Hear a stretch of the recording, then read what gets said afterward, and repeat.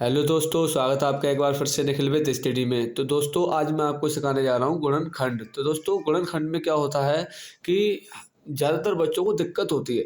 और गुणनखंड में क्या है, सबसे ज़्यादा दिक्कत होती है फैक्टर करने में, जो बीच का अंक होता है उसको फैक्टर करने में। तो दोस्तों आज मैं आपको सिखाऊंगा गुणनखंड। मेरे साथ लास्ट तक बने रहिएगा। चैनल पर नए हैं तो चैनल को सब्सक्राइब जरूर कर लेना और आओ अपने प्रश्न की ओर। तो दोस्तों क्या होता है, अगर कभी एक्स के साथ कभी अंक हो ना अंक, तो ये लास्ट वाले से सबसे पहले आप गुणा कर लेना।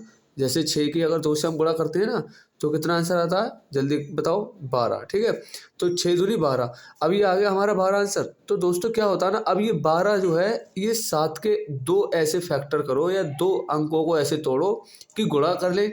गुणा करें तो 12 आ जाए, और उन दोनों को प्लस करें, क्योंकि यहाँ पर प्लस है ना, अगर उन दोनों को प्लस करें तो 7 आ जाए। तो दोस्तों ऐसी कौन सी संख्या है, करके देख लेते हैं। जैसे 2 से अगर हम 6 की गुणा करते हैं तो आ जाएगा 12।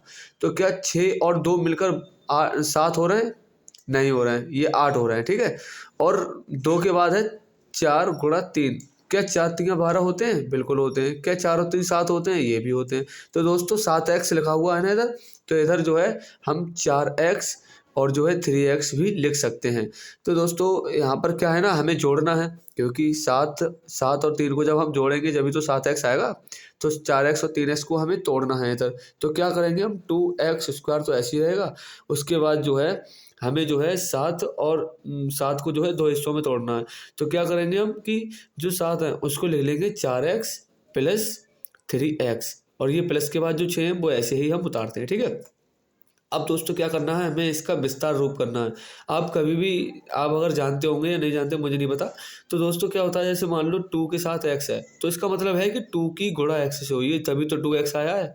तो उसी तरीके से ये हमें करना है। तो इसका विस्तार रूप क्या होगा, जैसे 2 ऐसे हो गया। अब x² है, यानी कि x की गुणा x से होती है, जब भी तो x का स्क्वायर आता है, यानी हमें x गुणा x करना है। ठीक है, इसका फिर प्लस, फिर 4 है। 4 को बच्चों दो भागों में हमें तोड़ना है। तो कैसे तोड़ सकते हैं, 2 गुणा 2 करके तोड़ सकते हैं। तो बच्चों जब 2 गुणा 2 हो सकता है तो हम यहाँ पर लिख सकते हैं ना 2 गुणा 2, और उसके बाद जो है x है तो x से गुणा हुई होगी 100%। फिर आ गया प्लस, प्लस के बाद 3x। 3 को तो हम डिवाइड वो फैक्टर नहीं कर सकते ना, तो हम 3 ऐसे ही लिखेंगे। 3 की गुणा x से हुई है तो गुणा x प्लस, अब 6 है, 6 को हम 2 हिस्सों में तोड़ सकते हैं, 2 गुणा 3 या 3 गुणा 2। ठीक है, तो दोस्तों अब हम क्या करेंगे, हम 2 उसमें डिवाइड कर लेंगे, ये 2 और ये 2। तो इन दोनों में हम सबसे पहले देखते हैं बच्चों कॉमन। तो कॉमन क्या मिलता है हमें, हम जैसे 2x प्लस 2x। ठीक है, तो इन दोनों में कॉमन क्या है, तो दोस्तों एक तो 2 कॉमन है इन दोनों में, और दोस्तों एक x कॉमन है। तो यहाँ पर हम बाहर निकाल लेते हैं 2x। अब अंदर बचा क्या, ये 2x तो हो गए, तो अंदर एक x बचा ना, वो हम इधर लिख लेंगे। बीच में प्लस है, प्लस लगा दिया। उसके बाद यहाँ पर क्या बचा, ये जो है x और 2 तो चला गया, तो केवल 2 बचा। तो यहाँ पर क्या बचेगा, 2। ऐसे ही दोस्तों प्लस, प्लस के बाद क्या होगा, इन दोनों में क्या कॉमन है, एक तो इन दोनों में 3 कॉमन है। तो दोस्तों यहाँ पर लिखा हमने 3। 3 के बाद ब्रैकेट, ब्रैकेट के बाद इधर तो x बचा, प्लस इधर 3 चला गया, इधर बचा 2। तो दोस्तों ये 2 कॉमन आ गए। ये हमेशा कॉमन आना ही चाहिए, वरना तुम्हारा आंसर फिट नहीं बैठेगा। तो दोस्तों ये 2 कॉमन है, इसको हम एक तरफ लिख लेते हैं ऐसे। ये 2 कॉमन है तो एक तरफ लिख लिया, और इन दोनों को एक तरफ लिख लेते हैं 2x प्लस 3। तो दोस्तों इस तरीके से हम निकालते हैं फैक्टर। इसको एक काम और कर सकते हैं, अगर हम समीकरण बनाना चाहें तो हम समीकरण भी बना सकते हैं। कैसे, जैसे x प्लस 2 बराबर 0। तो x बराबर 2 को जब हम इधर उठा के लाते हैं तो प्लस से माइनस का हो जाता है। जब भी इक्वल के जो चिन्ह है उससे अगर इधर को लेके आते हैं हम कोई भी संख्या, तो प्लस की होती है तो माइनस की हो जाती है, माइनस की होती है तो प्लस की हो जाती है। तो हम प्लस की जब संख्या इधर उठा के लाएंगे तो ये हो जाएगी माइनस की संख्या। तो x बराबर मान आ जाएगा हमारा माइनस का 2। और ऐसे ही अगर 2x प्लस 3 करें हम और बराबर 0 करें तो क्या होगा, तो दोस्तों होगा 2x और प्लस के 3 जब हम इधर उठा के ले जाएंगे तो हो जाएगा ये माइनस का 3।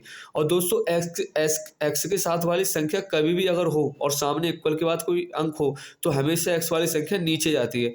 तो हम जो है दोबारा से देखना, तो दोस्तों जैसे जो 2x है, 2x और प्लस 3, अगर कभी भी 2x के साथ, अगर 2x के साथ कभी भी अंक हो इक्वल के आगे, तो हमें क्या करना है, x वाली संख्या हमेशा नीचे लानी है। तो कैसे लेके आएंगे, जैसे ये हो गया x माइनस 3 और ये वाला 2 आ जाएगा नीचे, ये वाला 2 आ जाता है इधर, ये वाला, तो ये आ गया 2। तो दोस्तों हमारा ये हो गया x का मान ये। तो दोस्तों गुणनखंड ऐसे ही किया जाता है, इसके कई पार्ट होते हैं।